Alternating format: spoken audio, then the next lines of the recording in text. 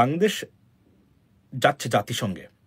এবার অন্য বিষয়, বাংলাদেশের ২৪ জুলাইয়ের গণহত্যার পরে আরও দুটো গণহত্যা বাংলাদেশ থেকে মিসিং ছিল। সেই দুটি গণহত্যাকে জাতিসংঘে গণহত্যা হিসাবে এবং এটা মানবতা বিরোধী অপরাধ হিসাবে অন্তর্ভুক্ত করার জন্য প্রধান উপদেষ্টা ডক্টর মোহাম্মদ ইউনুস, প্রফেসর ইউনুস অনুরোধ জানিয়েছেন জাতিসংঘকে। ভেরি সিগনিফিক্যান্ট স্টাফ কিন্তু এটা। এবং প্রশ্ন হলো, এটা কি উড ইট বি অ্যাকসেপ্টেড 100%? বাংলাদেশের ভেতরে যে গণহত্যা হয়েছে সেটা নিয়ে ইতোমধ্যে তদন্ত করে সেই রিপোর্টও সারা পৃথিবীর সামনে উপস্থাপন করেছে। আগামী দিনে যে সংস্কার কার্যক্রমটি হচ্ছে তাতেও আমাদের পূর্ণ সমর্থন রয়েছে। আপনাদের উদ্দেশ্যে আরেকটা গুরুত্বপূর্ণ তথ্য জানিয়ে রাখি যে জাতিসংঘের মহাসচিব অ্যান্টনিও গুতেরেস তিনি আগামী 13ই মার্চ 4 দিনের সফরে বাংলাদেশে আসছেন। অন্তর্বর্তী সরকারের প্রধান উপদেষ্টা ডক্টর মোহাম্মদ ইউনুসের সঙ্গে সাক্ষাৎ তো হবেই, পাশাপাশি আন্তর্জাতিক অপরাধ ট্রাইব্যুনালে গণহত্যার বিচার তিনি পরিদর্শন করবেন, প্রত্যক্ষ করবেন। এরপর তিনি আয়নাঘরে যাবেন বলেও আমরা জেনেছি, পাশাপাশি কক্সবাজারে যাবেন রোহিঙ্গাদের দেখতে। এই হচ্ছে কর্মসূচি। কয়েকদিন আগে জাতীয় সংঘে একটা সাক্ষাৎকার দিয়েছেন জাতীয় সংঘের একজন প্রতিনিধির কাছে। ওই প্রতিনিধির কাছে তিনি বলেছেন যাতে করে তারা জুলাই গণহত্যার মতো শাপলা চত্বরে যে গণহত্যা হয়েছে সেটার প্রতিবেদন তৈরি করতে বলেছেন এবং অনুসন্ধান করতে বলেছেন। পাশাপাশি আল্লামা সাইদিকে যে হত্যা করা হয়েছে সেটাও তারা অনুসন্ধান করতে জাতীয় সংঘের কাছে অনুরোধ করেছেন ডক্টর মোহাম্মদ ইউনুস।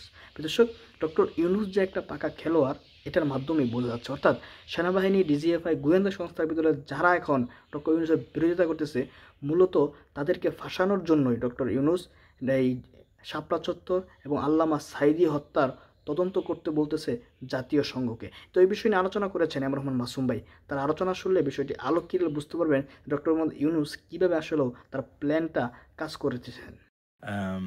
আজকের এই শর্ট লাইভে যে বিষয়টা হচ্ছে যে বাংলাদেশ যাচ্ছে জাতিসংঘে। এবার অন্য বিষয়, বাংলাদেশের ২৪ জুলাইয়ের গণহত্যার পরে আরও দুটো গণহত্যা বাংলাদেশ থেকে মিসিং ছিল। সেই দুটি গণহত্যাকে জাতিসংঘে গণহত্যা হিসাবে এবং এটা মানবতা বিরোধী অপরাধ হিসাবে অন্তর্ভুক্ত করার জন্য প্রধান উপদেষ্টা ডক্টর মোহাম্মদ ইউনুস, প্রফেসর ইউনুস অনুরোধ জানিয়েছেন জাতিসংঘকে। ভেরি সিগনিফিক্যান্ট স্টাফ কিন্তু এটা। এবং প্রশ্ন হলো, এটা কি উড ইট বি অ্যাকসেপ্টেড 100%? জাতিসংঘের মহাসচিব সাথে এবং জাতিসংঘ প্রফেসর ইউনুসের অধীনে বাংলাদেশকে খুবই পছন্দের মানে আপনার চোখে দেখতেছে বর্তমানে, এবং they are very satisfied and pleased with Bangladesh. এবং তারা যদি পারতো তারা বলতো উনি যেন থাকে, যেহেতু গণতান্ত্রিক রাষ্ট্র এটা বলতে পারবে না, এই জন্য এটা তাদের পছন্দের লোক। কিন্তু জাতিসংঘের ইভেন ট্রাম্প অ্যাডমিনিস্ট্রেশন না থাকলে ডক্টর মোহাম্মদ ইউনুস, আজকে যদি আমি আবারও বলছি, প্রেসিডেন্ট ট্রাম্প যদি না থাকতেন প্রেসিডেন্ট, এখন মানে ডেমোক্রেটসরা ক্ষমতা থাকতো, সবচেয়ে পাওয়ারফুল হেড অফ স্টেট থাকতো এই মুহূর্তে সাউথ ইস্ট এশিয়ার ভিতরে ডক্টর মোহাম্মদ ইউনুস। 7 গুণ মাপ থাকতো ওনার জন্য, এটা আমি গ্যারান্টি দিয়ে বলতে পারি আপনাদেরকে। But unfortunately it didn't happen. Fortunately maybe আমেরিকার জন্য এটা গো থ্রু। সো আজকের এই ঘটনাটা আওয়ামী লীগের জন্য আরও একটা বিগ ব্ল আওয়ামী লীগের জন্য। অর্থাৎ আওয়ামী লীগের যত অপরাধ আছে এই প্রত্যেকটা, আমি আবারও বলছি যে আপনি এই অপরাধগুলাকে কোনো অবস্থাতেই, দেখুন গণহত্যা শুরু হয়েছিল কিন্তু আপনি যদি দেখেন পিলখানা এবং আপনার শাপলা চত্বর, এই শাপলা চত্বরের গণহত্যা করার পরেই কিন্তু আওয়ামী লীগ মনে করেছে we can do it and we can get away with this crimes. That's why they repeated again and again. বিচ্ছিন্নভাবে তারা অনেক গণহত্যা বা হত্যাকাণ্ডের শিকার। আপনি দেখেন আজকে আমার সাথে অনেক গুম হওয়া পরিবারের মানুষের ডাইরেক্ট যোগাযোগ আছে।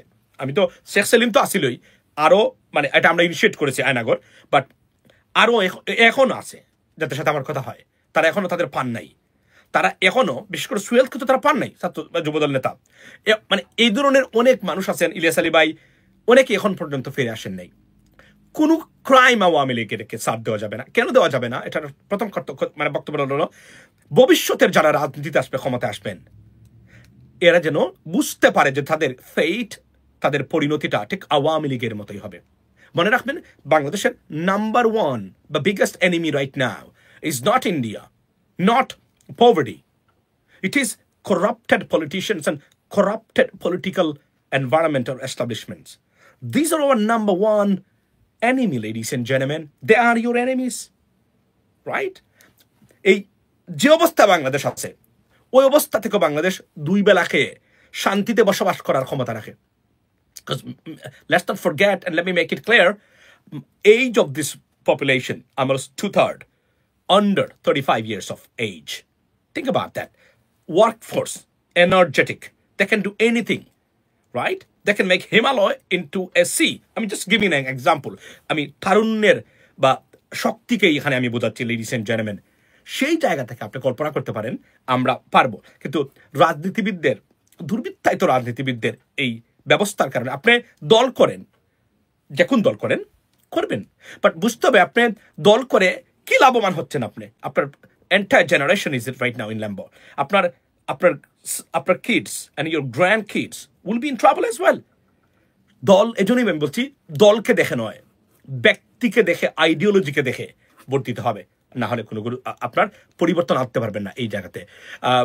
Bro, join National Citizen Party to be a MP. Thank you so much for your invitation. We are watching everything, Ivan bhai, everything. আমি আপনাদের বলছি, আমি সেই ফুয়াদ সাহেবের, ব্যারিস্টার ফুয়াদের বক্তব্যকে রিপিট করছি। I would like to repeat with great respect and integrity is that 100 জন MP হওয়ার যোগ্য মানুষ বাংলাদেশে নেই। 40 কোটি মানুষের দেশ। Just imagine that. সুটকুট পড়া নেতার অভাব নেই, কিন্তু সত্যিকার অর্থে এমপি হওয়া, এমপির কাজ কি, এমপি বুঝার মতো ক্ষমতা এবং সততার সাথে দায়িত্ব পালন করার মতো 100 জন মানুষ বাংলাদেশে নেই। That's the bottom line. You have to have honesty. You have to have honesty. At the same time, you've got to be intellectual and you have to know this stuff. Otherwise, আপনি তো খালি MP হলেই হবে না। তো এই যে বর্তমানে চলছে এবং আগামী ইলেকশনটা আপনাদের জন্য 100 বছরের বাংলাদেশের জন্য গুরুত্বপূর্ণ আগামী election. Be careful, ladies and gentlemen. I'm giving you warning. In about 5-6 years, maybe, আমার আর কোনো রিলেটিভ বাংলাদেশে থাকবেই না।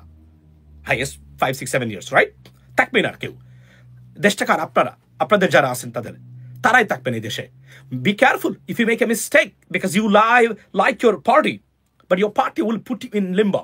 Your entire generation is in trouble and it's coming.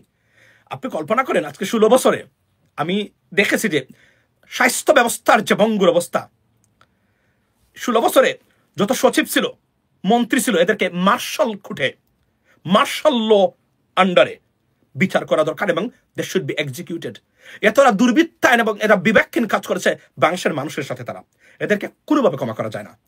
ডেকে এনে এদেরকে গণ আদালতে বিচার করা দরকার। স্বাস্থ্য ক্ষেত্রে যে অবনতি আর শিক্ষা ক্ষেত্রে যে অবনতির জন্য যারা দায়ী এই জায়গাতে।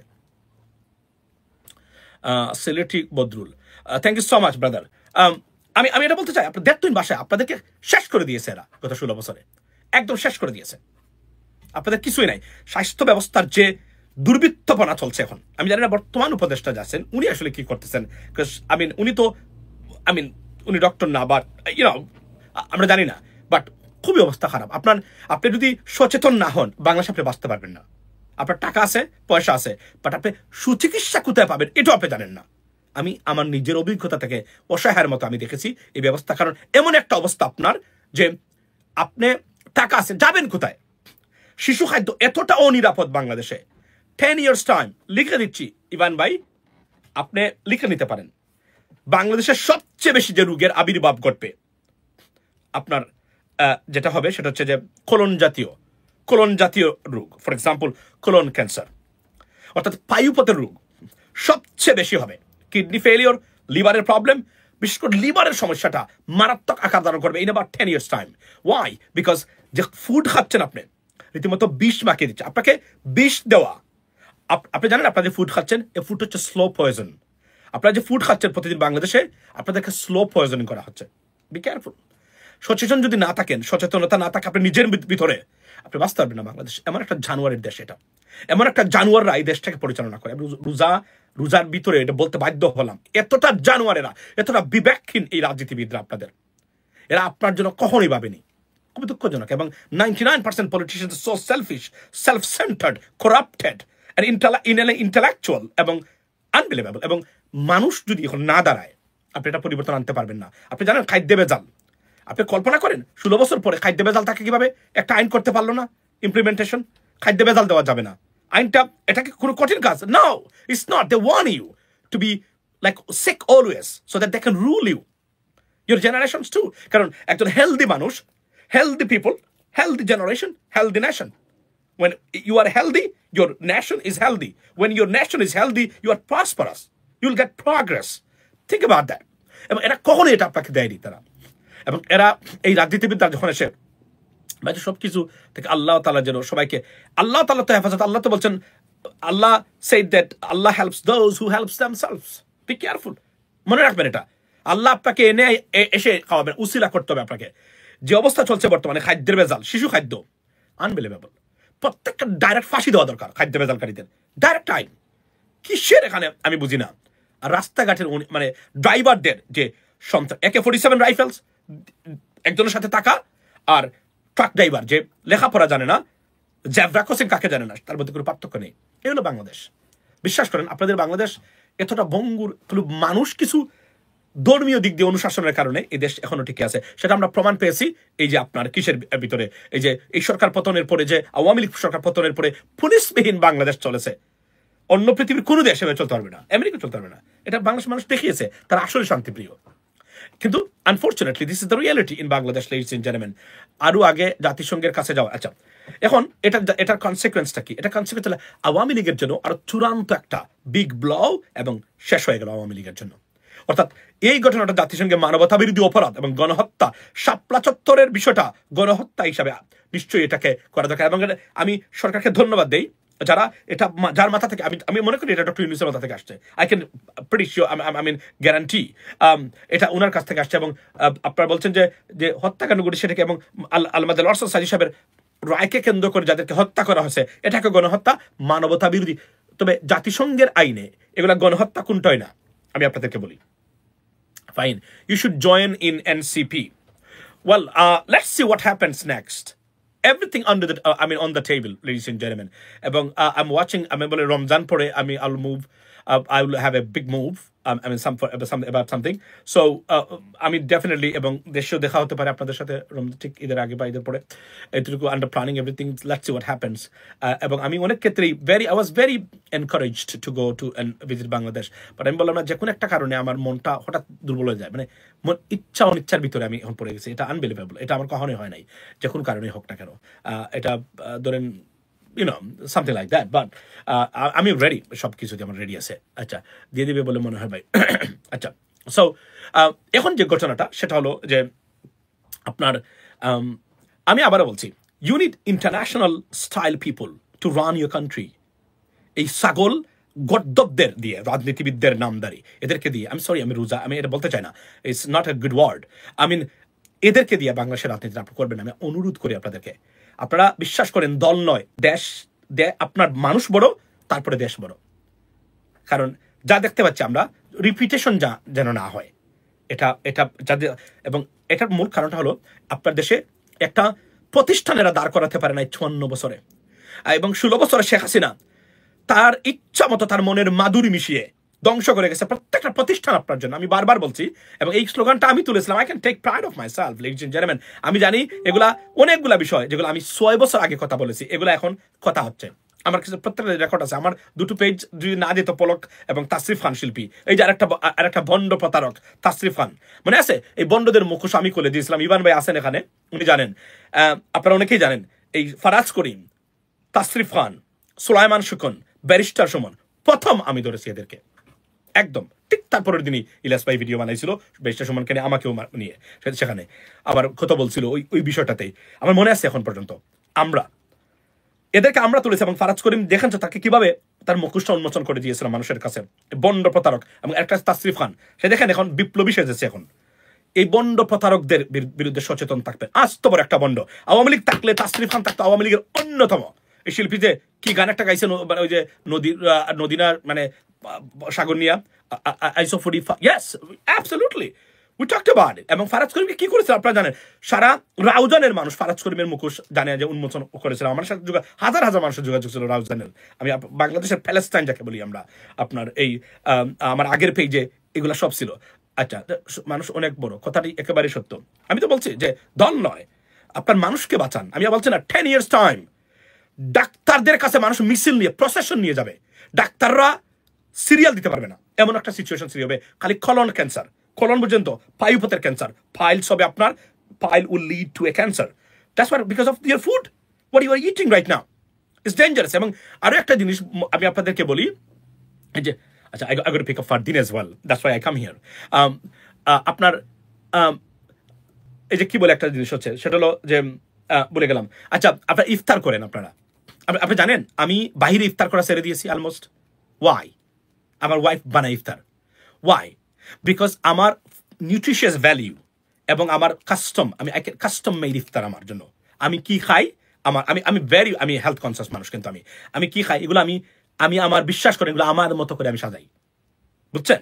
কারণ আপনি এই যে প্রতিদিন আপনার যে ইফতার, সারাদিন ইফতার করে, please do not it this, ওই যে আপনার চিকপিস এবং পেঁয়াজ like that, don't eat that. It's fried. It's gonna kill you 1 month.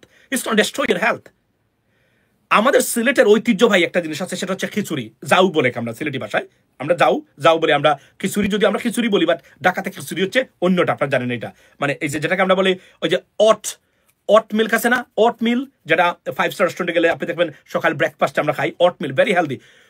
এই ধরনের আমরা যে যাও বানাই, দেখছেন তো আপনারা, মানে লেটকা খিচুড়ি বলে আমাদের সিলেটি ভাষায়।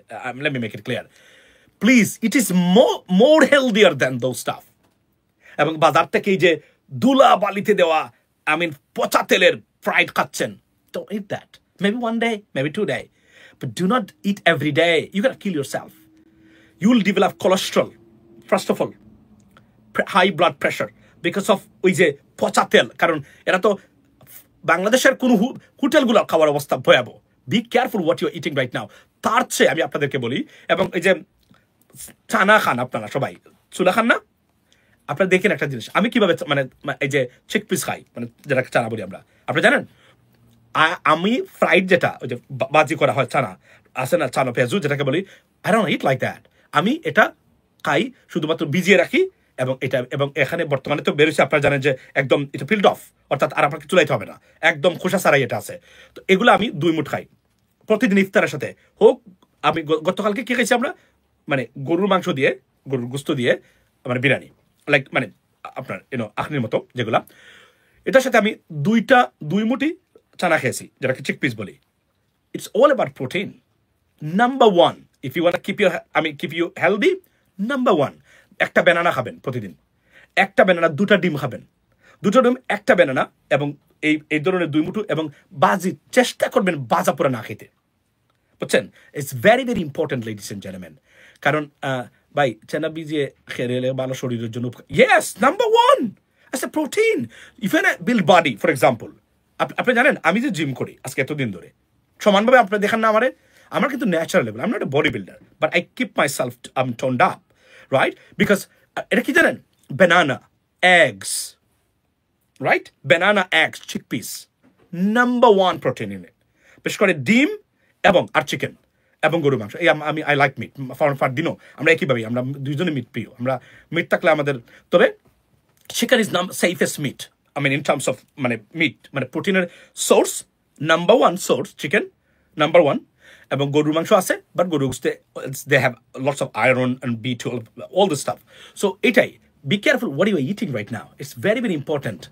আমি আবার বলছি, যে অবস্থা চলছে, ভয়ঙ্কর বিপদের সম্মুখীন এন্টায়ার নেশন আগামীতে, যদি খাওয়া দাওয়া ঠিক না থাকে আমাদের। বা আমি বলছি না যে আমি এভাবে খাই মানে আমি সারা জীবন সুস্থ থাকবো, আমি কখনো মরবো না, নাও, I can die tomorrow, no one knows that. It's different stuff. Try to be healthy. Now, we may not be healthy, but you try to be healthy. There's 2 different stuffs, ladies and gentlemen. Be careful, bear in your mind that I try to be healthy. And I may be sick tomorrow. It's not a problem, but at least I try. That's the bottom line. So, আমি শেষ করার আগে বলি যে এই যে ঘটনাটা, এটার জন্য সরকারকে ধন্যবাদ দেই, এটা রেখেছেন, এবং আওয়ামী লীগ আর ঘুরে দাঁড়াতে পারবে না কখনো। This is the signal and message to those Awami League supporters under Sheikh Hasina, under Sheikh Hasina's leadership. You are over. Don't even try to come back. You will cannot come back. You see this listed upon list going to be, adopted at United Nations. What's coming up next for you? You have no idea.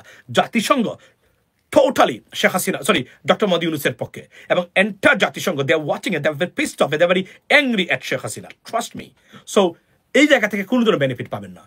আমেরিকাতে ঘুরে ফিরে অল্প কিছু চেষ্টা করা যেতে পারে ISKCON নিয়ে। I know why. Apart from that, President Trump's policy, America first, there will be no influence from the United States. I can tell you that we can read from the United States vigorously against Bangladesh, and so that India can be happy. Yes, there will be some. I know why.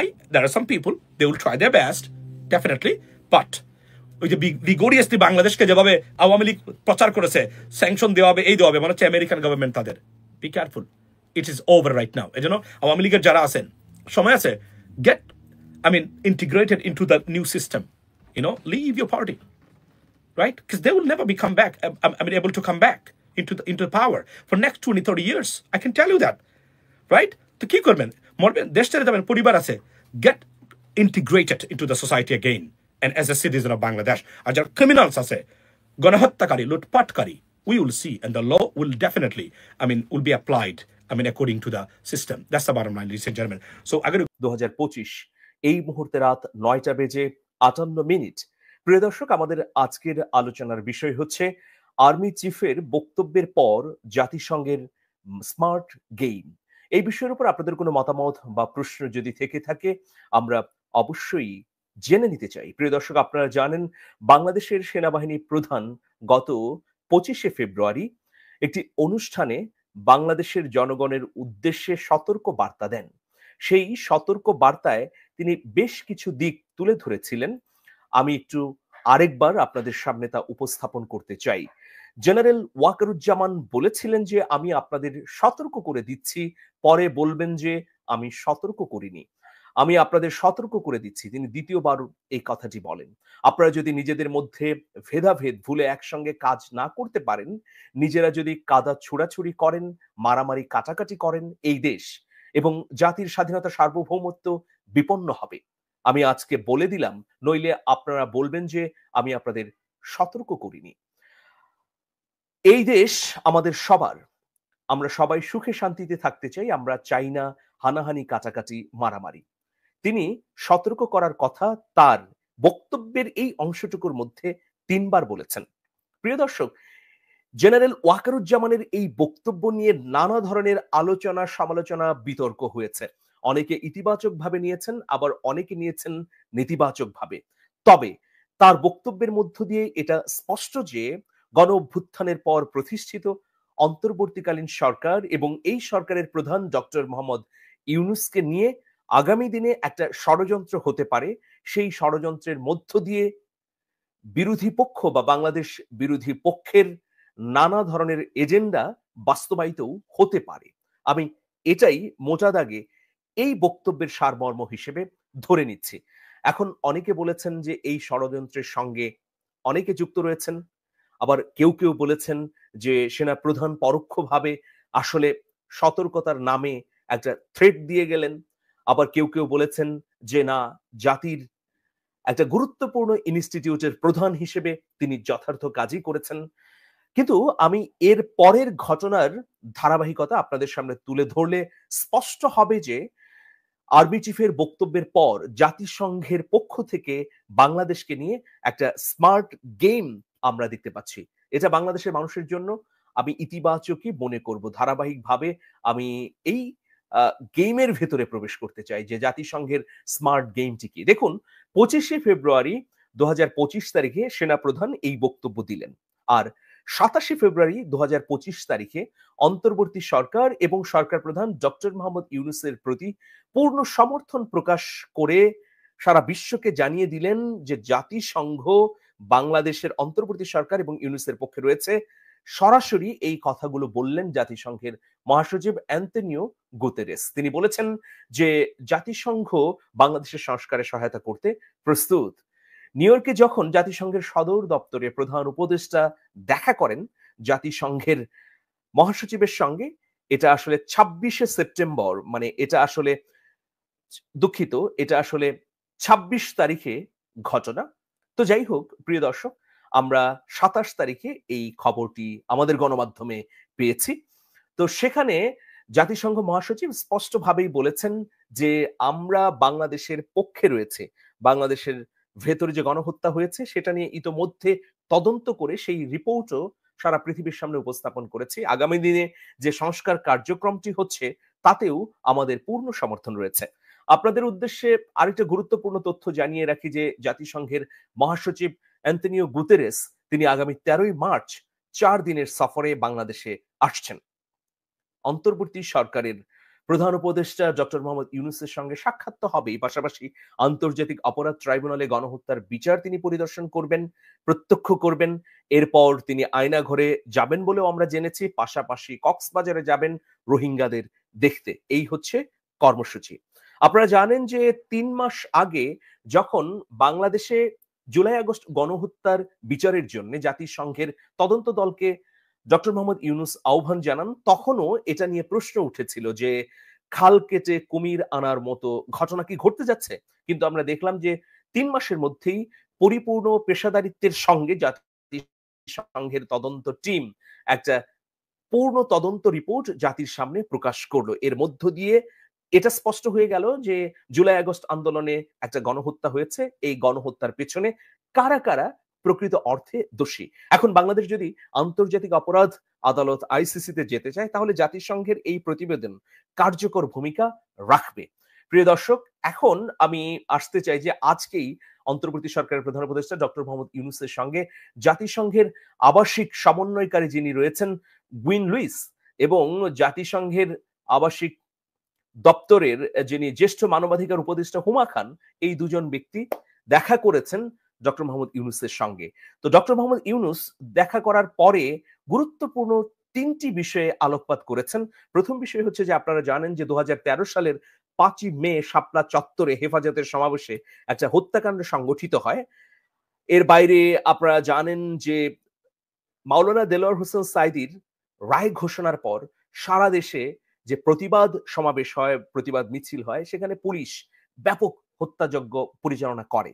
অসংখ্য মানুষের হতাহতের ঘটনা ঘটে। তাছাড়া গত ১৬ বছর ধরেই police গুম, খুন, নির্যাতনের নামে নানা ধরনের অপকর্ম করেছে।